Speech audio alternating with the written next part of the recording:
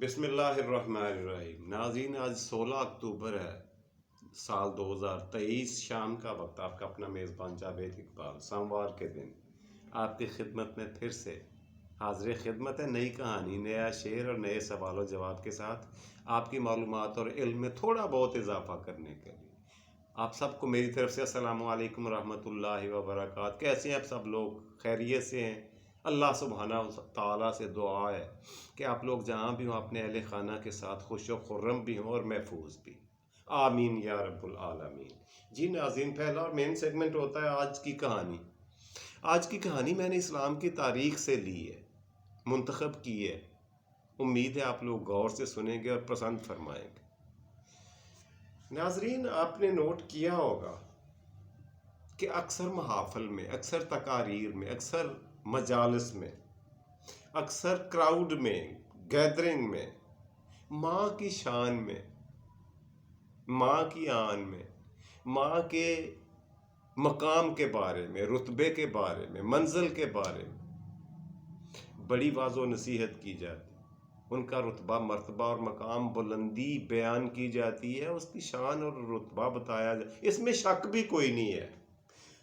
مگر ناظرین، ہم یہ کیوں بھول جاتے ہیں کہ جو باپ ہوتا ہے خود دھوپ میں رہ کر، سارا دن باہر محنت مزدوری کر کے، اپنے لیے کھانے سے بھی پیسے بچا کر، اپنی دوائی نہ لے کر، اپنے بچوں کے لیے کھانا اور کھلونے خرید کے لاتا ہے، کیوں نہ آج ہم مل کر سب باپ کے رتبے مرتبے پر بات کر لیں۔ اسلامی تاریخ سے ایک خوبصورت کہانی آپ کی خدمت میں پیش کرتا ہوں۔ کہانی ہے خلفائے راشدین میں سے دوسرے خلیفہ ثانی، یعنی حضرت عمر رضی اللہ تعالی عنہ کے زمانے کی۔ ان کے زمانے میں عراق میں ایک جنگ چھڑ گئی۔ اب ایک صحابی موجود تھا مدینہ منورہ میں، اور صحابی کا نام میں آپ کی خدمت میں پیش کرتا ہوں۔ اس کا نام تھا امیہ۔ جو صحابی تھا اس کا نام تھا امیہ بن الاشکر کنعانی۔ امیہ بن الاشکر کنعانی یہ صاحب تھے، ایک بڑے جید اور معتبر قابل قدر صحابی تھے۔ حضرت عمر فاروق کا دور، ان کا ایک ہی بیٹا تھا امیہ کا، اس کا نام تھا کلاب۔ میں گلاب نہیں کہا، میں نے کلاب، یہ نوٹ فرما لیں۔ اس کے بیٹے کا نام کلاب تھا، امیہ کے بیٹے کا نام۔ یہ اکلوتا بیٹا تھا، اور باپ جو تھا اس کے بارے میں بتاؤں کہ وہ پیدائشی نابینا تھا، اندھا تھا۔ خیر ہوا کیا، اعلان جہاد ہوا۔ عمر فاروق نے جو رضاکارانہ طور پر جہاد کے ساتھ جانا تھا، چاہے مومنین اور مسلمانوں کے بیچ میں مساجد میں اعلان کیا، ڈنڈورا پٹوایا کہ جو کوئی جہاد کے لیے عراق جانا چاہے وہ جا سکتا ہے، ہمارا قافلہ روانہ ہو رہا ہے عراق کی طرف۔ اب مدینہ منورہ سے عراق کی دوری آپ کو پتہ ہے کتنی ہے۔ ظاہر ہے اس وقت جو ذرائع آمد و رفت تھے، سواری کا ذریعہ اور طریقہ تھا، وہ گدھا، گھوڑا، خچر اور اونٹ ہوا کرتے تھے، اور کہا جاتا ہے 10 دن لگ جاتے تھے، بلکہ 10 دن سے بھی زیادہ کا وقت مدینہ منورہ سے عراق پہنچتے ہوئے۔ خیر، اکلوتا بیٹا تھا، جب اس نے جہاد کا اعلان سنا کلاب نے، تو اسے بھی شوق ہوا، اس کے دل میں بھی عشق نبوی موجزن تھا، اس کے دل میں بھی جہاد میں شرکت کرنے کا شوق ٹھاٹھے مار رہا تھا۔ اب اس نے کیا کیا، فیصلہ کیا فوری طور پر، نوجوان بھی تھا، پھرتیلا بھی تھا، مگر اکلوتا بیٹا۔ اس نے چپ کر کے باپ کے پیروں کو چھوا، باپ سے پیار کیا۔ باپ نابینا تھا، اسے نہیں پتا میرا بیٹا کہاں جا رہا ہے، وہ جہادی لشکر کے ساتھ شامل ہوا اور عراق چلا جاتا۔ اب وہ نابینا باپ جو تھا جس کا نام امیہ بن الاشکر کنعانی، پورا نام اس کا امیہ بن الاشکر کنعانی، امیہ جو تھا وہ آئے کچھ دنوں کی فرصت کے بعد، کچھ دن گزر جانے کے بعد انہوں نے محسوس کیا کہ میں اس دنیا میں اکیلا رہ گیا ہوں۔ مجھے خبر ملی ہے کہ میرا بیٹا جہاد کے لیے عراق چلا گیا ہے، لیکن میں کیا کروں؟ میرا تو اوڑھنا بچھونا اور میری لاٹھی میرے بڑھاپے کا سہارا اور میری معذوری کا آسرا، واحد وہ لڑکا تھا اس دنیا میں، میرا بیٹا تھا جو مجھے بڑے پیار محبت اور بڑی شفقت کے ساتھ سنبھالتا تھا، میرا خیال رکھتا تھا، میری ضرورتوں کا، میری دواؤں کا، میرے علاج معالجے کا اور میری خوراک کا بندوبست اسی کی ذمہ داری تھی۔ اب میں کیا کروں؟ کچھ دن انتظار اور صبر کرنے کے بعد بالآخر انہوں نے فیصلہ کیا، امیہ نے، حضرت امیہ نے، کہ میں جاؤں گا خلیفہ ثانی حضرت عمر فاروق کے پاس۔ مسجد نبوی میں تشریف فرما تھے خلیفہ ثانی، اور وہاں پہ امیہ صاحب حضرت امیہ تشریف لے آئے۔ انہوں نے عرض کی اپنے گرتے پڑتے لاٹھی کے سہارے۔ خلیفہ نے دیکھا کہ مسجد میں ایک اندھا معذور نابینا شخص داخل ہو رہا ہے۔ انہوں نے اشارہ کیا کہ اس کا ہاتھ پکڑ کر اس کو میرے سامنے لاؤ۔ صحابہ اکرام اٹھے، جا کر اس نابینا معذور شخص کو ممبر کے خلاف قریب لا کر زمین پر بٹھا دیا، صف کے اوپر بٹھا دیا۔ عمر فاروق نے پوچھا، بابا جی کیا مسئلہ ہے آپ کا، کیا پرابلم ہے، کون سی مجبوری، کون سی وجہ آپ کو اٹھا کر میرے پاس آنے پر کس نے مجبور کر دیا ہے؟ مجھے اپنی بپتا بتائیں، مجھے اپنی مشکل، اپنی مصیبت کا ازالہ کرنے کا موقع دیں، مجھے فرمائیں آپ کا مسئلہ کیا ہے۔ اس نے کہا، عمر آپ کو نہیں پتا کہ میں پیدائشی نابینا ہوں؟ آپ کو یہ بھی پتا ہے کہ میں اللہ کے رسول کا بڑا برگزیدہ اور بڑا محب عاشق رسول ہوں؟ آپ کو کوئی شک و شبہ ہے میری محبت پر یا عشق رسول پر؟ انہوں نے فرمایا، نہیں، ایسا بالکل بھی نہیں ہے امیہ، بتاؤ بات کیا ہے۔ اس نے کہا، بات یہ ہے کہ میں آپ کو یہ بھی پتا ہونا چاہیے کہ کلاب میرا واحد اور اکلوتا بیٹا ہے، ون اینڈ اونلی سن ہے میرا، وہی میرے بڑھاپے کا سہارا، میری لاٹھی، اور وہی میرے تمام کام کرنے والا، مجھے سنبھالنے والا، دن رات میری خدمت میں مصروف رہنے کے والا، ایک ہی سہارا تھا میرے پاس، اور وہ بھی جہادی لشکر کے ساتھ عراق روانہ ہو گئے۔ عمر فاروق رضی اللہ تعالیٰ عنہ نے پوچھا، امیہ یہ تو بتاؤ کہ کلاب تمہارے لیے کرتا کیا تھا؟ ایسا کیا کام کرتا تھا؟ اس کا کوئی خاص ایک کام مجھے بتاؤ جو اس کی وجہ سے رکا ہوا نہیں ہو رہا۔ تو امیہ نے فرمایا، حضور بات یہ ہے کہ ہمارے گھر میں ایک اونٹنی ہے جس کا دودھ پلانے کے لیے صرف میرے لیے وہ ریزرو ہے۔ میرا بیٹا سب سے پہلے برتن صاف کرتا تھا، اس کو اچھی طرح سے دھوتا تھا، اس میں پانی لا کر وہ دودھ دھو کر مجھے دیتا تھا تو میں پی لیتا تھا، میرے جسم میں انرجی، طاقت اور توانائی آتی تھی، اور باقی خوراک مجھے ملے نہ ملے سارا دن میرا اچھا گزرتا تھا۔ اب میں اس نعمت سے محروم ہو گیا ہوں اور دن بدن کمزور ہوتا جا رہا ہوں، اگر وہ مجھے واپس نہیں ملتا تو میری زندگی کے دن پھر تھوڑے رہ جاتے۔ خیر، عمر فاروق نے بات غور سے سنی، ان کے دکھ درد کو، ان کی مصیبت کو سمجھا، اور کہا کہ امیہ آپ اپنے گھر جاؤ، ہم آپ کے بیٹے کو واپس بلوانے کا انتظام کرتے ہیں۔ فوری طور پر قاصد کو بھیجا، جی ڈاکیے کو، پیغامبر کو، کہ جاؤ سپہ سالار مجاہدین سے جا کر کہو کہ کلاب کو واپس بھیج دے، ابھی اور اسی وقت۔ حکم تھا خلیفہ وقت کا۔ سپہ سالار نے بغیر کوئی سوال و جواب کیے، بغیر چوہوں چرا کے کلاب کو واپسی کا پروانہ تھما دیا اور حکم دیا کہ اس بندے کے ساتھ تم ابھی کے ابھی اپنا سامان باندھو اور واپس مدینہ چلے جاؤ۔ مجھے نہیں پتا کیا مسئلہ ہے، کیا پرابلم ہے، لیکن تمہاری وہاں سے بلاوا آ گیا ہے۔ خیر کچھ ہی دنوں کے بعد، گزرنے کے بعد، کلاب جو تھا وہ آ جاتا ہے مسجد نبوی میں، عمر فاروق رضی اللہ تعالیٰ عنہ کی خدمت میں پیش ہوتا ہے، سلام عرض کرتا ہے اور روتے ہوئے پوچھتا ہے کہ آقا میرے سے کیا غلطی ہوئی کہ آپ نے مجھے جہاد جیسے فضیلت سے محروم کر دیا، آپ نے مجھے ثواب سے دور کر دیا، اب مجھے نہ تو میں غازیوں میں ہوں نہ شہیدوں میں، مجھے کوئی رتبہ مرتبہ اور مقام نہیں ملے گا، یہ ایسا کیوں کیا آپ نے؟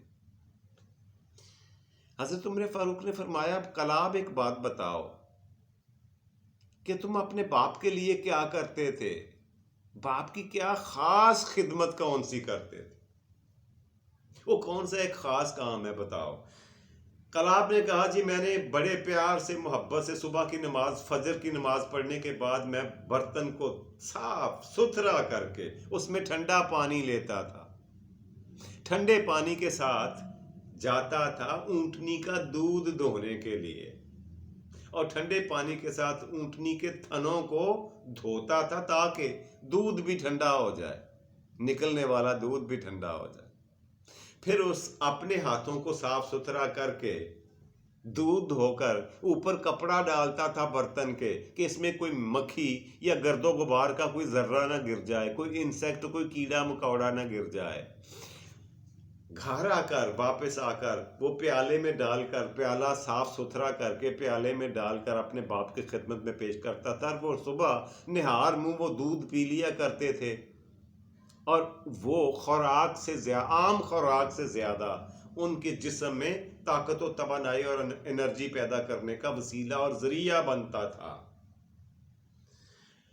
خلیفہ وقت نے حکم دیا امیہ ایک کام کرو، مسجد کے باہر ایک اونٹنی کھڑی ہوئی ہے، جاؤ جا کر اس کا دودھ اسی طرح سے دھو کر لاؤ جس طرح سے تم دھو کر اپنے باپ کو پلاتے تھے۔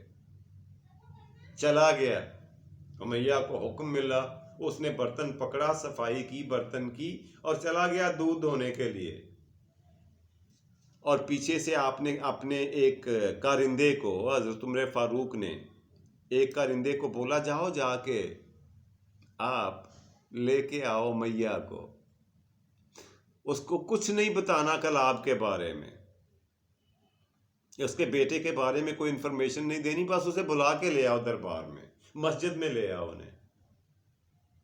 حکم ملا جی خلیفہ وقت کا۔ اب کیا تھا، امیہ اسی وقت اٹھا اور گرتے پڑتے دوسرے آدمی کے سہارے اپنی لاٹھی کی ڈائریکشن میں چلتے ہوئے مسجد میں آ کے داخل ہوا، تو خلیفہ وقت نے حکم دیا، فرمایا امیہ بیٹھ جاؤ، صف کے اوپر بیٹھو تھوڑی دیر کے لیے۔ ادھر سے اب کلاب دودھ دھو کر لے آیا۔ حضرت عمر فاروق نے کلاب کو اشارہ کیا کہ تم نے آواز نہیں نکالنی، بولنا نہیں ہے، اور اپنے ایک ملازم سے کہا کہ یہ دودھ برتن سے نکال کر پیالے میں ڈالو اور امیہ کو پیش کرو۔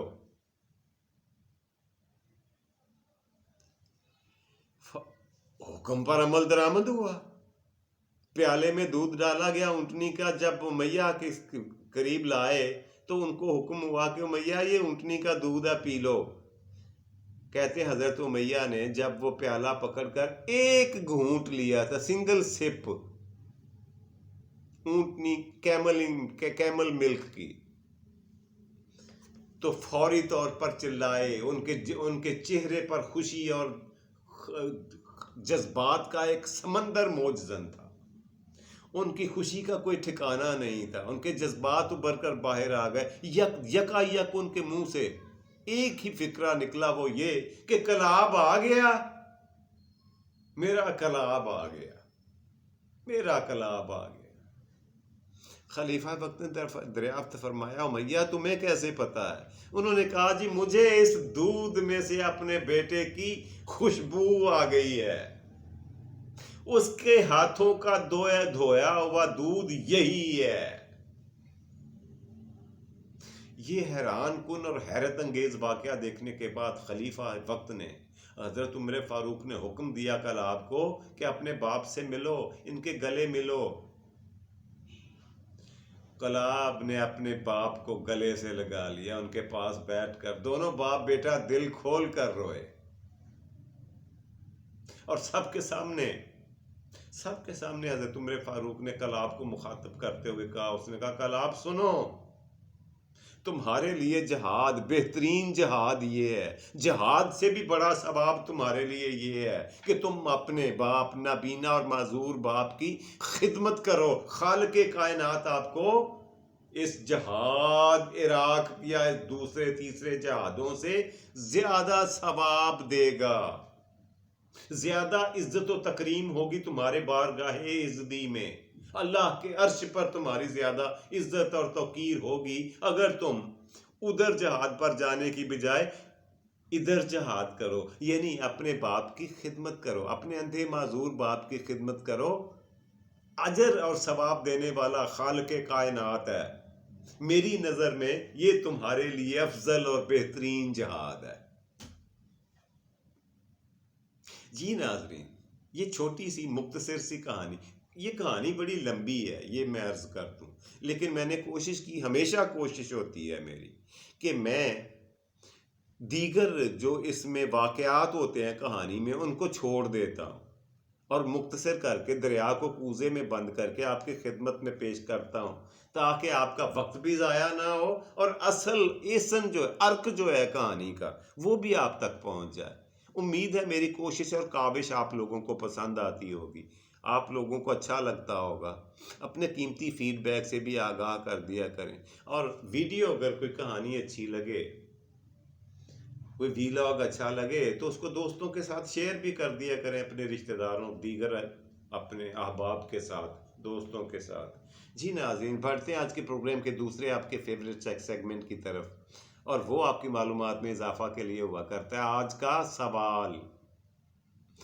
آج کا سوال کس چیپٹر سے لیں؟ جنرل نالج کا بتائیں گے، اسلامیات کا پوچھوں، یا پھر سائنس کا، یا انجینئرنگ کا؟ چلیے اسلامیات سے ہی بات کر لیتے۔ دنیا میں بہت سارے ملک ہیں اس وقت، تعداد میں نہیں بتاؤں گا، اس لیے نہیں بتاؤں گا کہ وہ میں نے ایک سوال کرنا ہے کہ اس دنیا میں اس وقت کتنے ملک ہیں۔ چلیے بتائے دیتا ہوں، دنیا میں اس وقت 195 کنٹریز رجسٹرڈ ہیں جی، یو این او کے پاس 195 ملکوں کی تعداد ہے، کل ملکوں کی تعداد۔ اور ناظرین، ان میں آپ سن کر حیران ہوں گے، 57 وہ ملک ہیں جو خالصتاً اسلامی ہیں، اسلامی ممالک ہیں، کنٹریز ہیں۔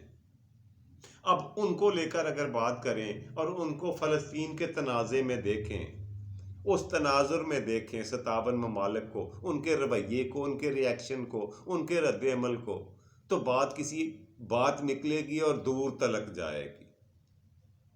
وہ ٹاپک بالکل ڈیفرنٹ ہے، لیکن میرا سوال یہ ہے کہ ایسا کون سا ملک ہے جس کو مساجد کا ملک کہا جاتا، یعنی وہ ملک جس میں تمام ملکوں میں سے زیادہ مساجد اس ملک میں ہے، سب سے زیادہ مسجدیں رکھنے والا ملک کون سا ہے؟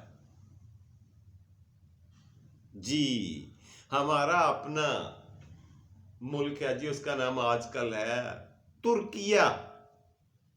پہلے یہ ترکی ہوا کرتا تھا، اب ریسنٹلی انہی دنوں میں حالیہ دور میں اس کو ترکیہ کا نام دیا گیا۔ ترکیہ وہ ملک ہے جی جس میں تمام ملکوں سے زیادہ اتنی مساجد اور کسی ملک میں نہیں ہے جتنی ترکیہ میں، اور یہ طیب اردگان کے زیر سایہ بنی ہے۔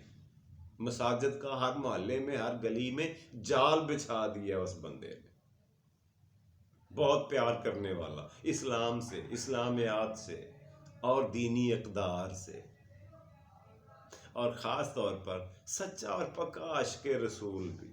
کیا بات ہے جی ناظرین، بڑھتے ہیں آج کے پروگرام کے تیسرے آخری مزیدار اور آپ کے فیوریٹ سیگمنٹ یعنی آج کے شعر کی طرف۔ آج کا شعر بڑا مزے کا ہے، غور سے سنیے گا، ملاحظہ فرمائیے گا اور مجھے اپنے فیڈ بیک میں بتائیے گا کیسا لگا۔ شعر اس طرح سے ہے، بے وفا وقت تھا، بے وفا وقت تھا، تم تھے یا مقدر میرا۔ یعنی ان تینوں میں سے کوئی ایک بے وفا تو تھا۔ بے وفا وقت تھا، تم تھے یا مقدر میرا، نتیجہ یہ نکلا کہ انجام جدائی بنا۔ دوسرا مصرع جو ہے وہ میں آپ کی خدمت میں پھر سے پیش کرتا ہوں۔ بے وفا وقت تھا، تم تھے یا مقدر میرا، بات اتنی سی ہے کہ انجام جدائی نکلا۔ بات اتنی سی ہے کہ انجام جدائی نکلا۔ خوش رہیں جی، خوش رکھیں اپنا اور اپنے پیاروں کا ڈھیر سارا خیال رکھا کریں۔ اللہ سبحانہ و تعالیٰ سے دعا ہے کہ اللہ آپ کو آسانیاں عطا فرمائے اور آسانیاں تقسیم کرنے کی توفیق عطا فرمائے۔ اپنا اور اپنے پیاروں کا ڈھیر سارا خیال رکھیے، بہت سارا خیال رکھیے گا۔ فی امان اللہ، رب رکھا اور پاکستان زندہ باد۔